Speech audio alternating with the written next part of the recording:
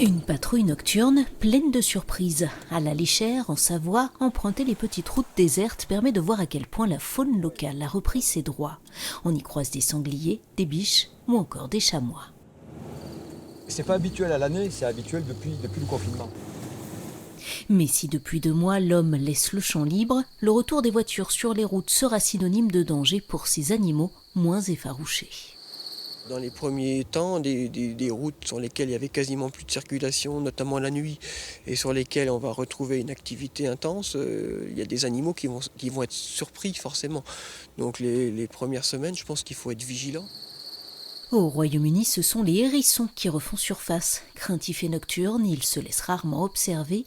Des caméras placées aux abords des parcs ou dans les jardins de particuliers permettent de voir à quel point le confinement les a ragaillardis.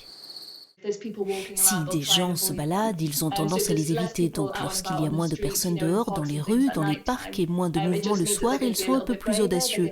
Ils sortent et sont susceptibles d'aller dans des endroits où ils ne vont pas en temps normal pour rechercher de la nourriture et des congénères. D'après les défenseurs de l'environnement, le Royaume-Uni a perdu plus d'un tiers de sa population de hérissons en 20 ans.